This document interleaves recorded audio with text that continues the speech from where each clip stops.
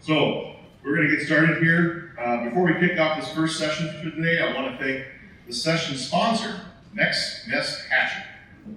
Next Nest Hatching gives your turkeys a wing up regarding early poultry care. Their systems emphasize animal welfare in the earlier stages of life and designed to set poults up with a good foundation to thrive as they grow into adult turkeys. So thank you, Next Nest, for your support in the 2024 MTGA Summer Summit. I thought that'd be a good applause time. Okay, so kick it off here. We have with an interactive learning session with what to expect when infected. I invite the panelists to come on up, and I'd like to welcome Dr. Shauna Voss, who is the Senior Veterinarian for the Board of Animal Health, to help moderate our first session. Morning, everybody. Can you hear me okay? Yeah. Probably can't see you behind the computer. Maybe that's a good thing. So the turkey growers have asked us to put together kind of an interactive panel this morning to get perspectives for those who have been through High Pathogenic Avian Influenza on their experiences, and then all of the others who support them in those efforts. And so we want this to be an interactive discussion today, so start thinking of your questions, make them hard for these guys, and we'll go. I've got a couple questions to kick things off, but I think first we'll do some introductions here. So joining us today, we have Erica Sawatzke, we have Jill Nezworski, we're missing a panelist. We've got Matt Herdering, and Dr. Susan Chapman with the Board of Animal Health. And is Butch around?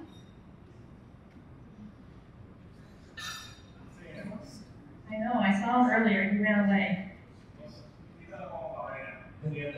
Okay, otherwise we're going to bring Pete up here, who's supposed to be here. Oh, okay. So we'll start things off with just some introductions. If you guys just want to let us know who you are, what sector of the industry you guys represent. We'll start with you, Erica, since you're mine. All right, I am Erica Sawatzke. I'm a turkey grower. I raise light hens, and I am currently chair on the Minnesota Board of Animal Health. Hi everybody, I am Jill Nezworski, and I am a poultry veterinarian for the whole state. Hello, I'm Matt Herdering. I'm a turkey grower with RL Turkeys Sawatzke Feed Mill in Melrose. And Sue Chapman, I'm a field veterinarian for the Minnesota Board of Animal Health. All right, so first question is maybe not for all of you, but maybe most of you. If you can tell us about your first case, and maybe hopefully only case, of High Pathogenic Avian Influenza, what surprised you most about your experiences and what you expected as a grower? Start with you, Eric. Okay. Do you want to know just when it was, or do you want some details? Whatever you're willing to share, whatever you think the audience would be helpful for them to hear. Okay. So we were impacted, or our positive was last fall, 2023, and my hens were 9 weeks old, and that was my first time having high path on my farm. I had never experienced it before. That flock previously had a bacterial challenge a 2 weeks prior to that, and it was a Wednesday during the day. My mortality for that day was 40, and so the barn size was a little over 9,500. So that day on Wednesday, I didn't know that it was high path, only because that type of mortality pattern I've seen with bacterial challenges.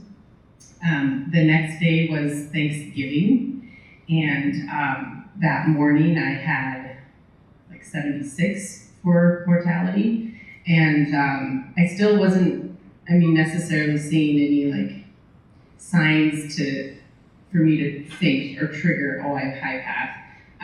Later on that afternoon on Thanksgiving, walking through the barn, those turkeys really started to look pretty sick. They weren't as lively, a little bit more quiet, but that afternoon I had 77 for mortality. So Wednesday it was 40. The next day, by the end of the day, it jumped to over 150. And so then in my head I thought, okay, this is probably a high path, so we need to test. The next day, Friday morning, when I walked into that barn to take samples, there was over 500 dead turkeys in the barn. And I mean, super quiet, it was just very eerie. And so, your gut tells you, shit, I have high path. I mean, you just know it, it's very obvious. So that was Black Friday that we got our positive. And then what was the second part of the question? What surprised you the most? I think in the whole process, maybe what surprised me the most was later on in the response, all of the repairs that you have to make in your barn. I mean, like the level of repairs, and then that they have to get inspected. So, I mean, no holes in it, not just holes in your barn, but like even if you have insulation that is showing. I mean, so kind of the level of repairs that you have to make, and then to have all of that inspected. To be very honest, I see Ben Wildman sitting here, but I felt like back in my breeder days, my family, before we switched to raising light hens, we were breeders. And so it kind of gave me a little bit of anxiety back to my breeder days in that level of expectation, I suppose. My first case goes back to spring of 2015, and I have been involved in lots and lots of high path AI outbreaks.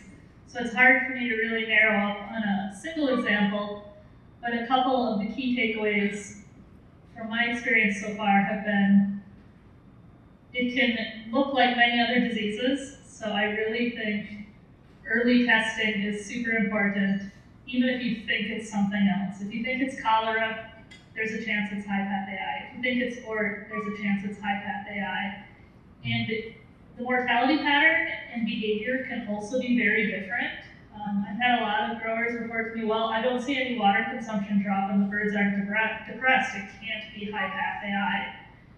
And just another 12 hours later and all of a sudden those symptoms present. So that's kind of like my key takeaway that surprised me, is just how different each case can look. And that's what I have. So our first case was April 18th, 2022. Our second case was April 19th, 2022. So we broke on Monday at actually our biggest grow site, and then as we're getting ready to depop the next day, get the call from the farm manager at a different site 50 miles away that he thought he had it as well. So that was the first experiences right out of the gate. Jill kind of stole my thunder with what surprised me, but we've had 4 cases now over we run multiple farms, and I would tell you that each and every one of them did look different. There was a site where, leading up the day before we tested, you thought it was Durham. At another site, we had a bacterial infection we were dealing with, and it looked just like it. And then you went from slightly elevated mortality to hundreds. Then you knew. And just like Erica said too, when it gets far enough along that all of a sudden you walk in and everything's down, everything's quiet. Pretty scary. The other surprise, I guess, to come up with something different would be immediately, the day that we're depopping birds the next day, the first time through, I assumed somebody was going to come in and just tell me what to do all day. That somebody was going to be in charge. It's not necessarily the way it goes. People who come know how to do their job very well, but they don't know your farm. They don't know your equipment. You kind of still have to lead the way through the day if you want things to go smoothly. If you're waiting for somebody else to tell you what to do. It's going to be a long day. So that'll be my takeaway.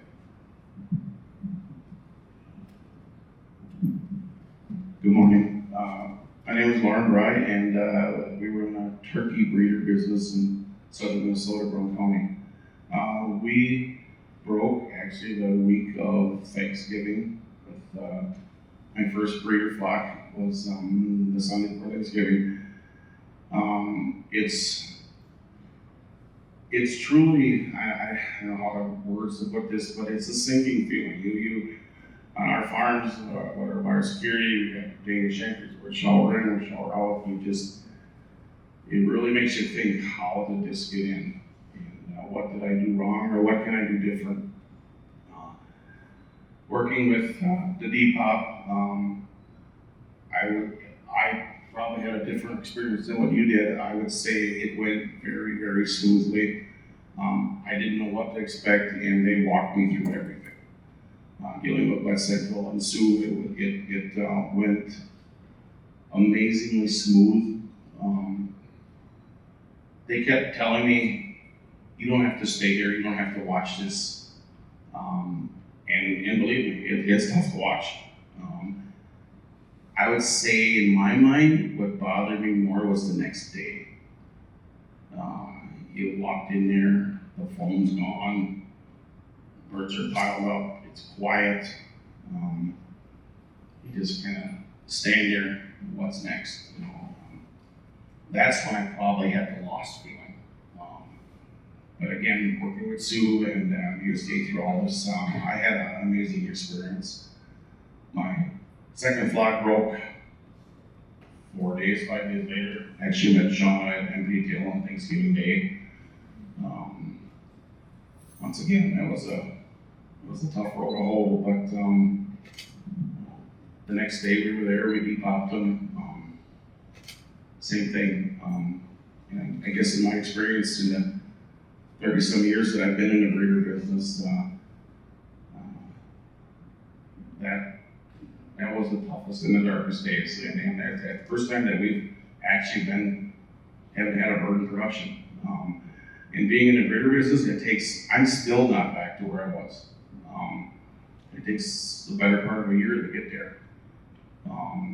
Select was very good to me, worked with me hard. We put birds, darkened birds, molded birds, throw it back in production. My main concern when we broke, the first thing through my mind, I told my wife, was my guys. I got 4 or 5 of my main guys. That bothered me. How are we gonna, we gotta hold them, we gotta keep them, and we did. So we're farmers. We'll get through this. There's definitely hurdles, but on the way, but we'll get there.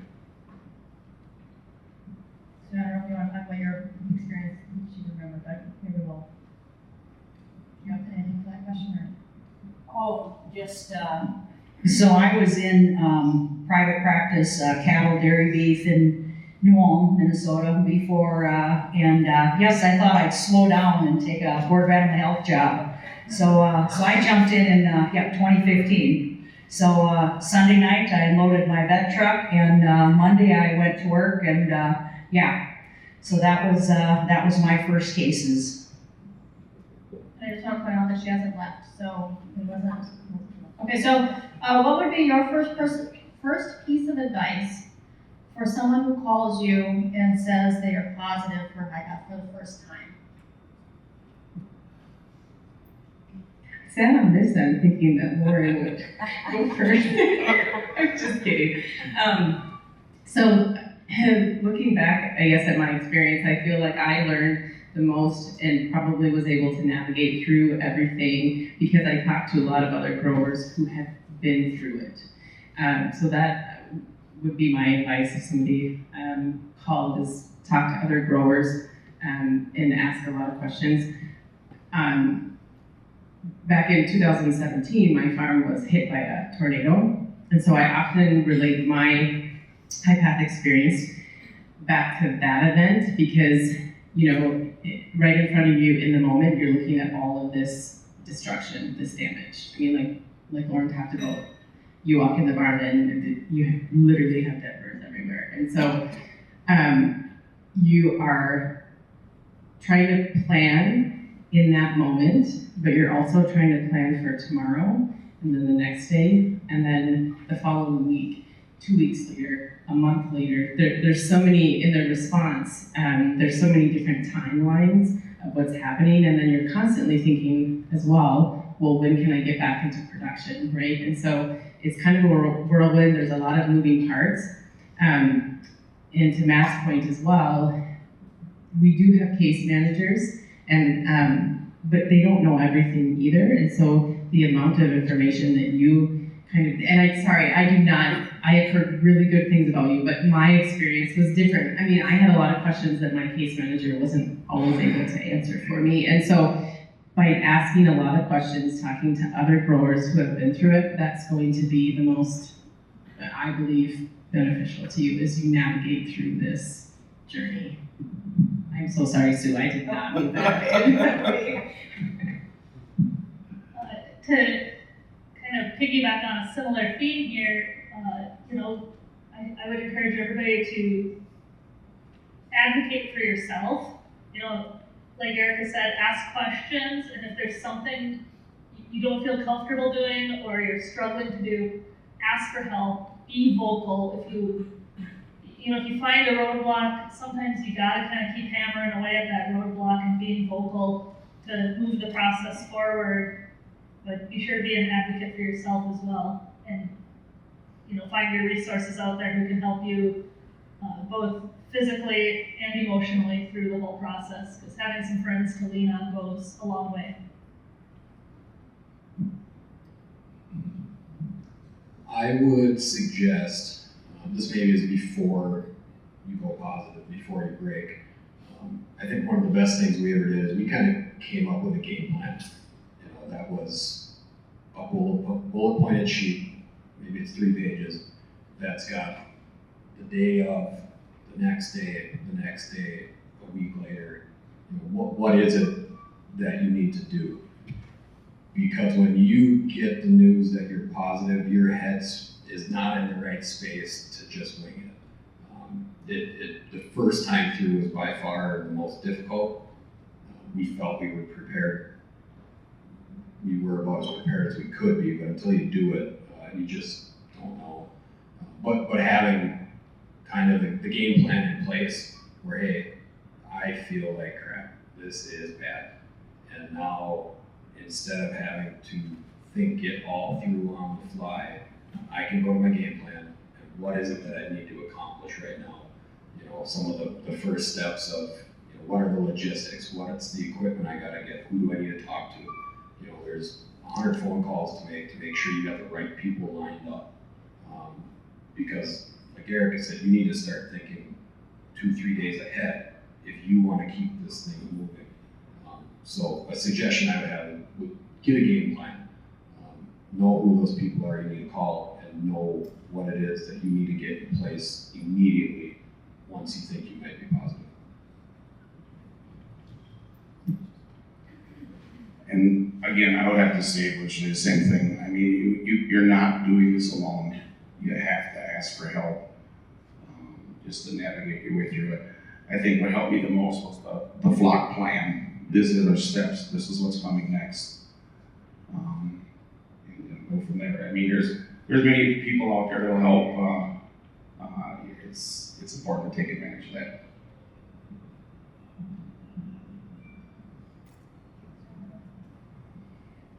Yeah, and I guess I can just say, as a case manager, I'm kind of a farm kid. I grew up on a dairy farm, so that's my, that's what, or at least I take it upon myself that I'm there to be your advocate and to help and get you through this experience.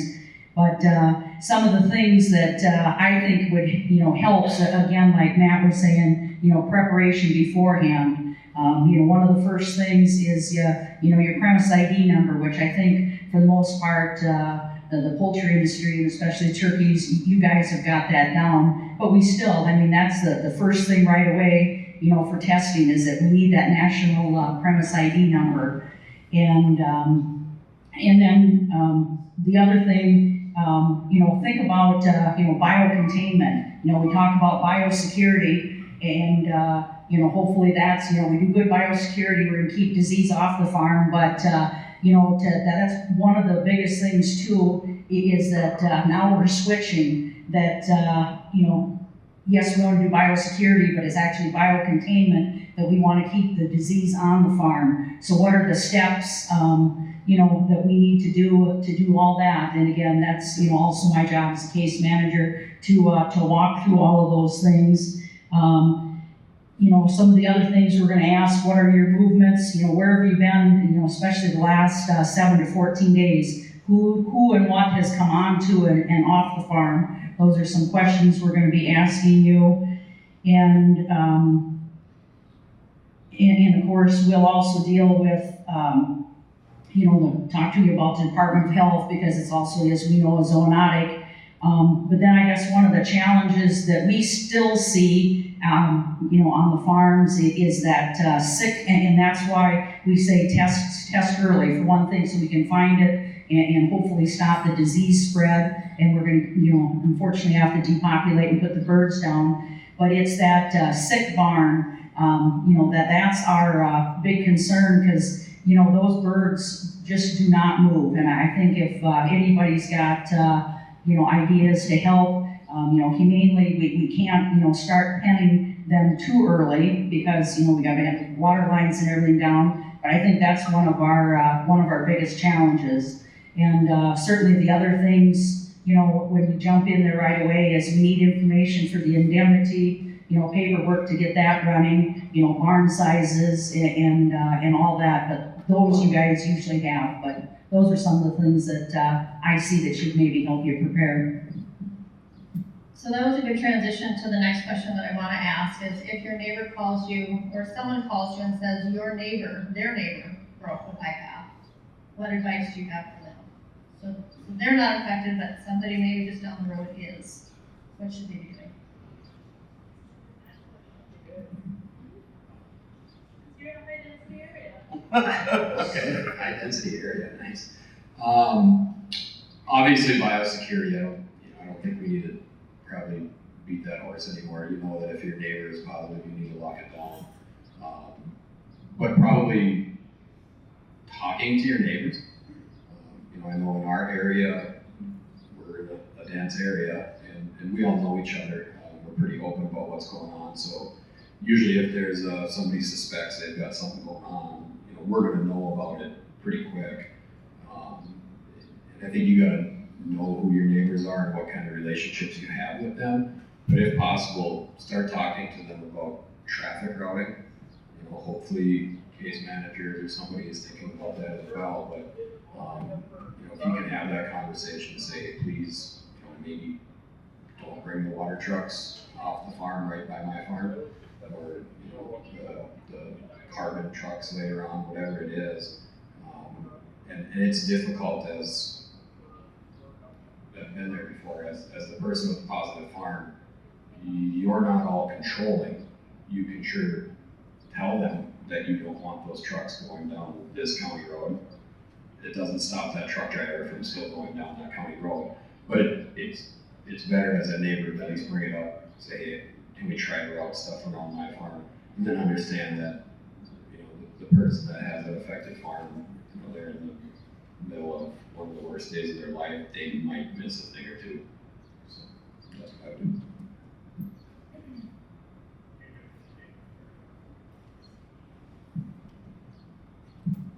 I just wanted to piggyback on the way up here. the disembodied voice, right? I just want to piggyback on what you were saying there. When we became infected right next to all the farmers and Corns Brothers, what we did is we actually contacted our township supervisor, and she got the county to close the roads. So there were signs put up to close through traffic.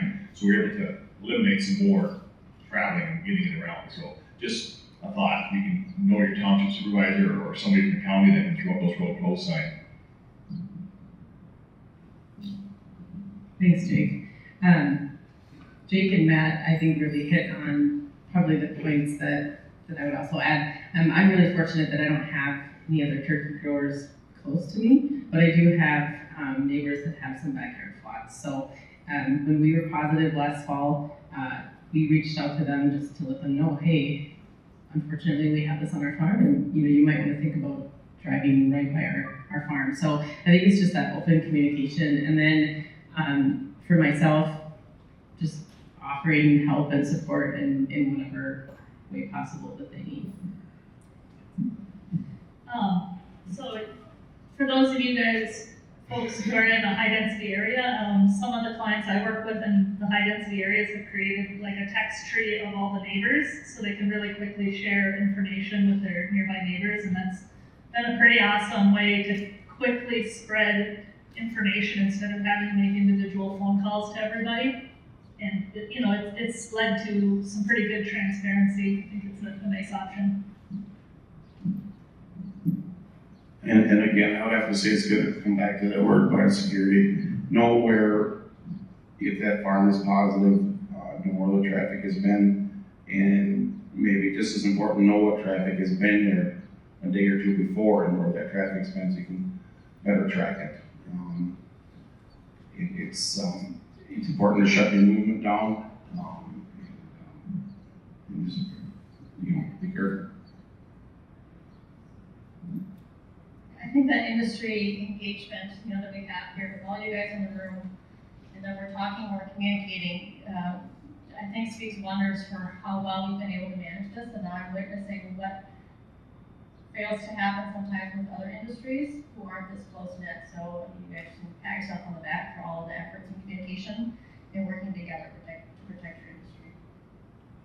Anybody else want to add anything on that?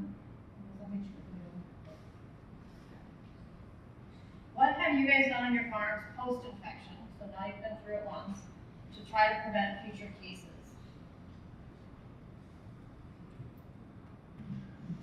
Several things. Document your biosecurity. Document to say what your plan says you're following through, and everybody involved is following through. It's out of sight, out of mind. It tends to slip, and you got to be careful of that. One of the other biggest things that we have done, we've installed lasers on our farms. We try and deter wild birds and the migration of birds. Has it helped? I don't know. We were trying something, hoping for everything, I guess is what we're doing. But I know that word biosecurity is just beginning to really hate that word. I think it's in our industry, we have to realize that I don't know if that word alone is going to fix this problem, but it's the root of everything. We have to follow through and do it.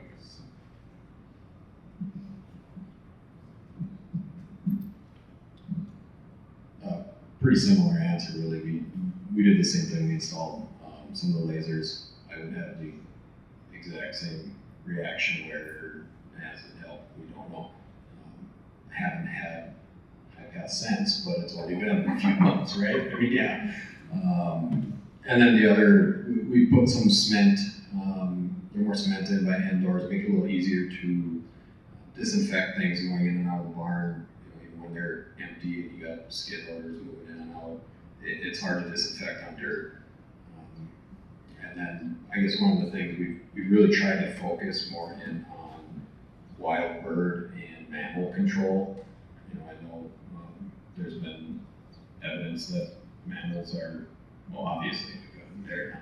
So, when we look at things like stray cats and other mammals, trying to really pay attention to our farm site, do some trapping, get them out of there, do the best we can with that.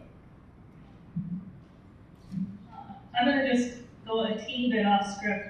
So I hear from a lot of growers complaining about the whole documentation and the biosecurity plan. So Butch, can you circle back and talk about why you think that actually does provide real value? I agree, it provides real value, but I think it would be good to hear from a grower why that documentation actually provides real value.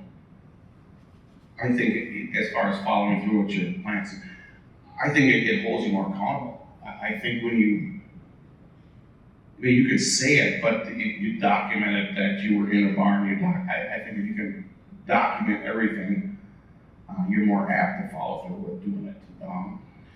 And if you gotta, like I said, I'm not there every day. I'm not there every day to watch every one of my employees. You'd like to think they're following through with your plan, but they know I'm watching, if not through my eyes, through a manager's eyes or something like that. I think the documentation just holds you more accountable, Joe. On our farm, we haven't installed lasers, but we've done a few other things and just really looked at how can we maybe clean things, better or make it more efficient, keep more things in the barn instead of having traffic in and out. The other thing that I'll add is after going through High Path, I think that it makes you second guess how you're managing your birds. So as an example, like for myself this spring, the first flock that I put back in the barn that was positive, I didn't open up the doors on the north side because locationally there's some water that is close by and potential for virus particles to blow in. So in the back of my head, I kind of always knew that, but after going through High Path, I think it really makes you second guess yourself in how are you managing those barns. So that's what I would stress, is that you think more critically about how you're managing those birds. Time we've actually opened up for some questions. Does anybody in the audience have questions they want to ask of the panelist? And I can run out with the microphone if needed.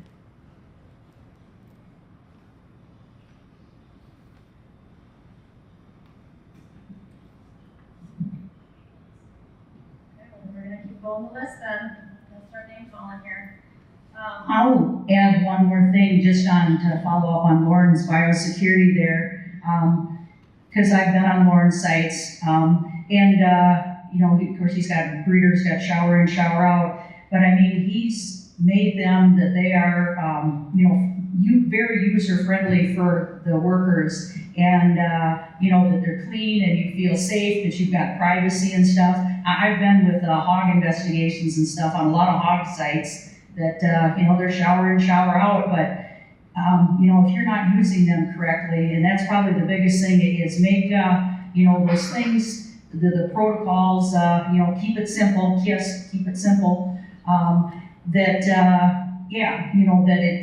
if you're gonna do a shower, make it, that it's, that they've got some privacy, people can't walk in on those types of things, and Danish entry's the same thing. If we keep them, that they're going to use them, there's a better chance they're going to use them all the time if it's, not a very, very cumbersome. And then, of course, the other thing is, like Lauren said, is that everybody's accountable, and that starts with the owners, the people at the top. Because if you don't take it, if you aren't following through what you expect your employees to do, or your workers, that, if you don't take it seriously, they're not going to take it seriously.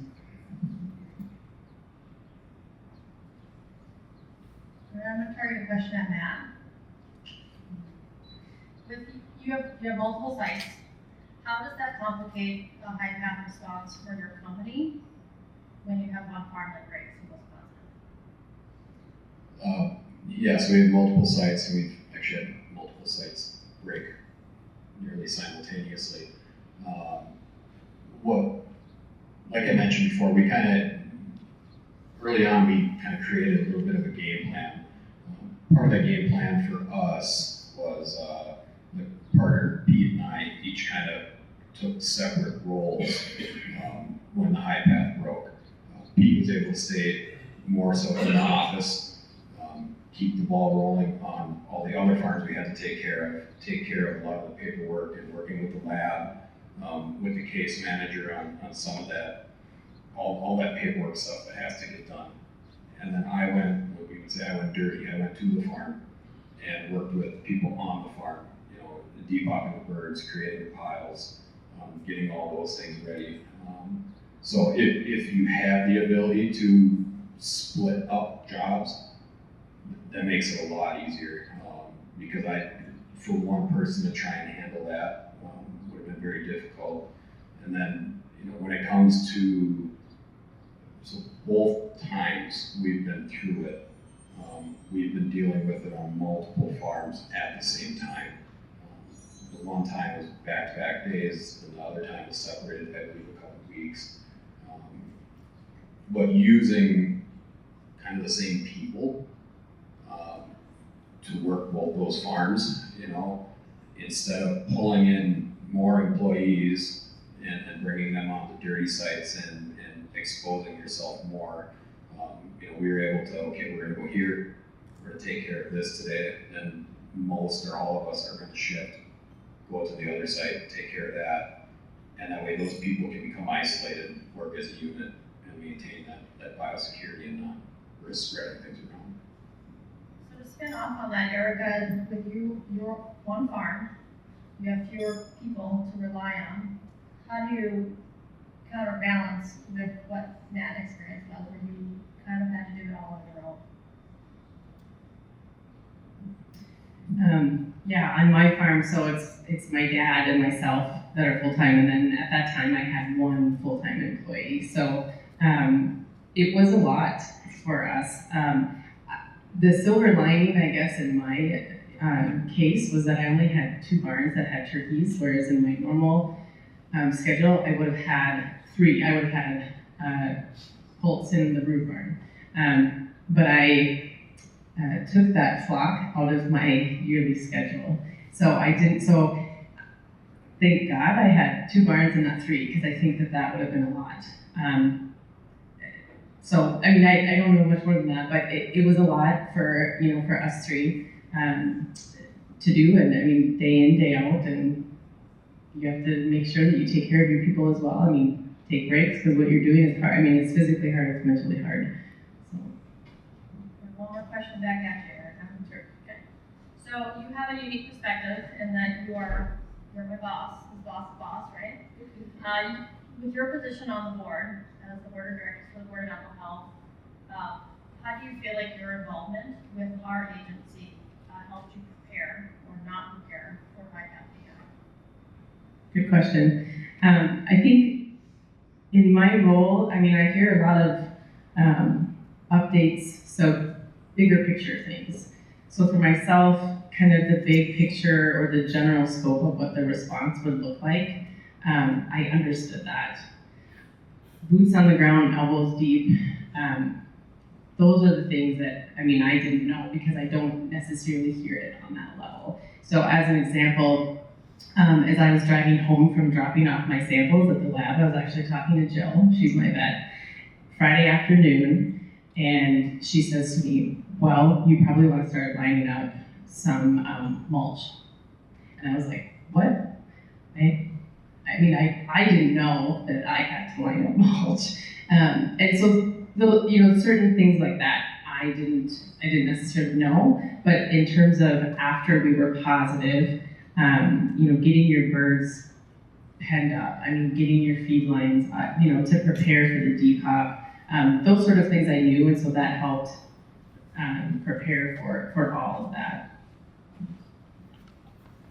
Questions from the audience?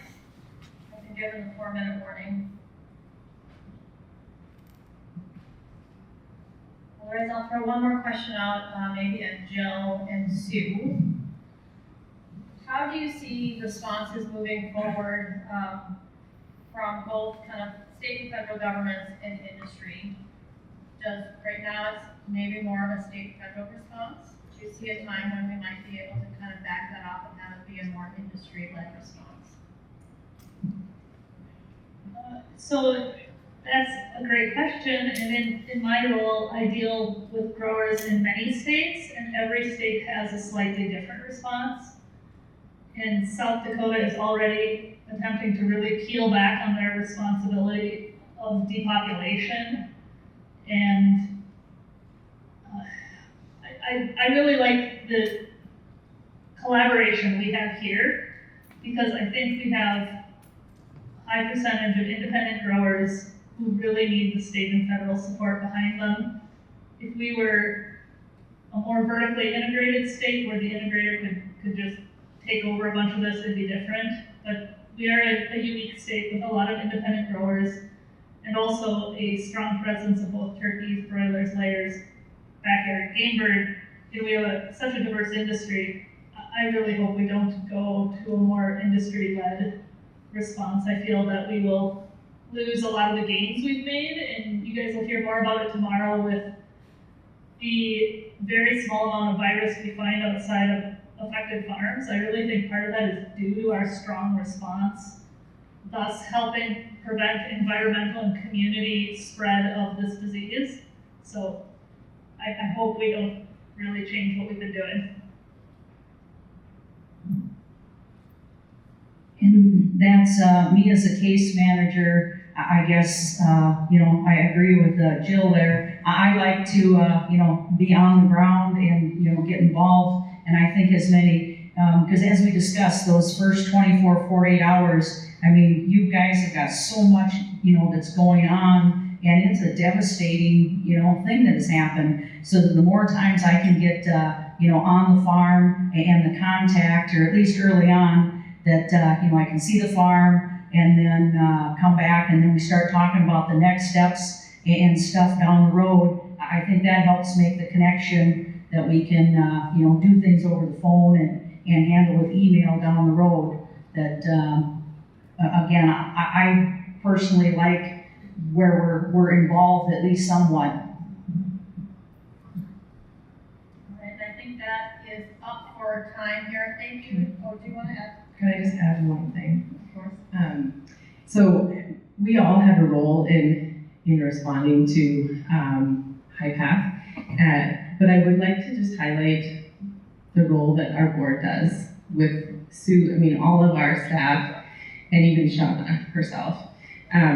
We just got done kind of talking about the success and how we collaborate, and we have a good response in our state. And one thing that I always hear on the board is other states don't do it like Minnesota, and Minnesota is the lead in how we respond and how we do things here. So I just really want to recognize our Board of Animal Health staff here, and especially Shauna, because she's available to us literally 24/7. I tried calling her one day and she didn't answer, but she texted me back immediately and said, "Hey, I'm at my daughter's piano recital. How can I help you?" So her ability to always be available to us is so important in how we respond to this disease. And so everybody, I think, should give Shauna a round of applause.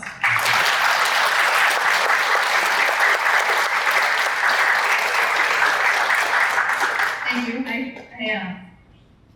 My job is to serve you guys, and I just really feel that that's our role within the state, is to help support you. And so with that, I want to thank our panelists for being honest and sharing their advice and their wisdom today. And I think it's just, again, a testament to how we as an industry can move forward and fight this very nasty disease together. And now we are sharing the joy with other industries as well, and I hope they can